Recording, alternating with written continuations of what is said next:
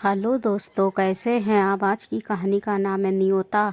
शर्मा जी बोले, तुम्हारे घर एक आदमी के खाना खाने का न्योता भेजा था। तुम 4 लोग खाना खाने कैसे चले आए। वो गरीब मजदूर था। बोला, साहब मेरी पत्नी मायके गई है, घर में खाना बनाने वाला कोई नहीं है, इसलिए बच्चों को भी साथ ले आया। शर्मा जी विफर गए। बोले, तुम गरीब लोगों के घर तो न्योता ही नहीं भेजना चाहिए, बुलाते एक को हैं और आ जाता पूरा परिवार। अरे भाई, छोटे बेटे की शादी का प्रोग्राम है, कोई भंडारा नहीं खोल रखा। मजदूर बोला, शर्मा जी माफ़ कर दो, मैंने सोचा पड़ी पड़ोसी हूँ इसलिए मुझे परिवार का ही न्योता होगा।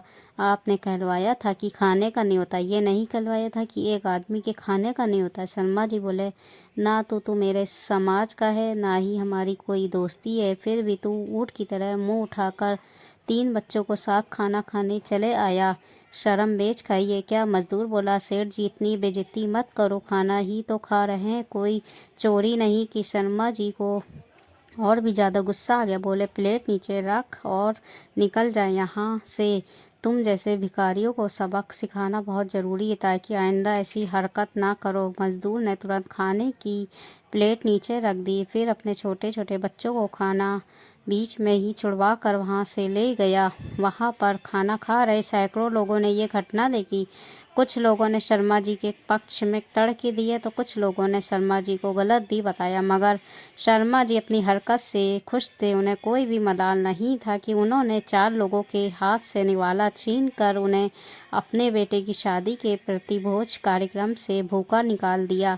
शादी का कार्यक्रम पूरा होने के बाद शर्मा जी ने वही मंगवाई जिसमें लोगों ने पैसे लिखवाए थे। शर्मा जी एक एक नाम को और उसके द्वारा लिखवाए गए बान और न्योते के पैसे को गौर से देखने लगे। किसी ने 100 रुपये लिखवाए थे तो कोई 20 रुपये लिखवा कर चलता बना।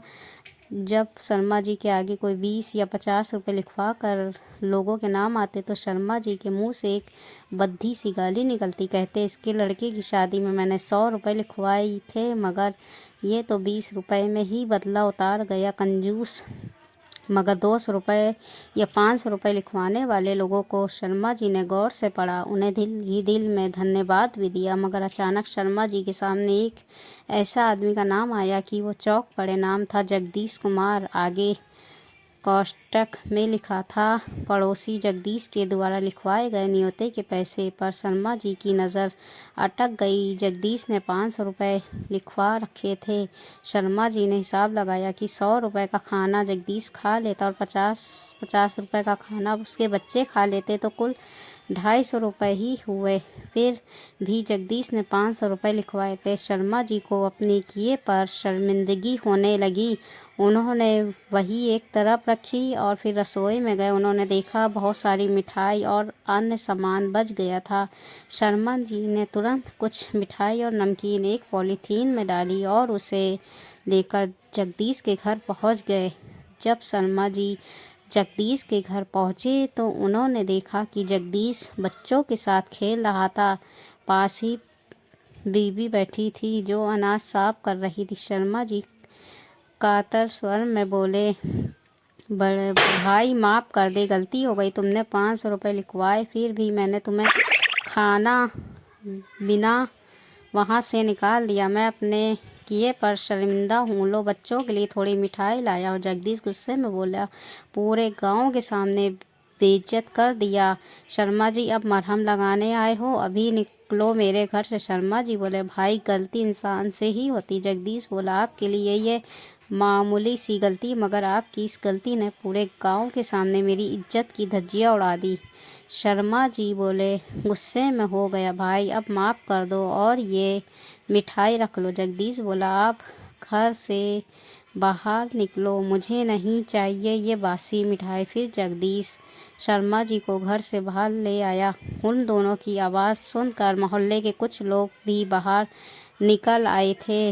मौका देखकर जगदीश बोला, शर्मा जी मैंने कितने रुपए लिखवाए थे। शर्मा जी ने कहा, 500 रुपये लिखवाए थे भाई। जगदीश बोला, लाओ वो 500 रुपये वापस। करो शर्मा जी, जब खाना ही नहीं खाया तो न्योते के पैसे क्यों लिखवाऊं। शर्मा जी ने पूरे मोहल्ले के सामने 500 रुपये वापस कर दिए। जगदीश तुरंत बाजार गया और उन रुपयों की मिठाई ले आया। फिर उसके पूरे परिवार ने 2 दिन तक उन रुपयों की मिठाई का मजा लिया। दोस्तों, गरीब किसी का फ्री में नहीं खाता, अगर खा भी लेता है तो खिलाने वालों को उसका पुण्य मिल जाता है। इसलिए किसी भूखे को खाना खाते समय बीच में ना निकालें। शादी ब्याह में 1000 आदमियों का खाना बनवाते हो, क्या फ़र्क पड़ता है, 10 बिना न्योते वाले लोग भी खा जाएं। दोस्तों, ये थी हिंदी कहानियाँ। हिंदी कहानियाँ आपको अच्छी लगे तो हिंदी कहानी को लाइक, सब्सक्राइब, शेयर ज़रूर कर दीजिएगा। कल फिर मिलेंगे एक नई हिंदी कहानियों के साथ। जब तक कि हमें